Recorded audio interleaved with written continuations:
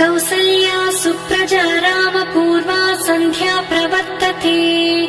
उत्तिष्ठ नरशार्दूला कर्तव्यं दैवमाह्निकम् कौसल्या सुप्रजा रामपूर्वा सन्ध्या प्रवर्तते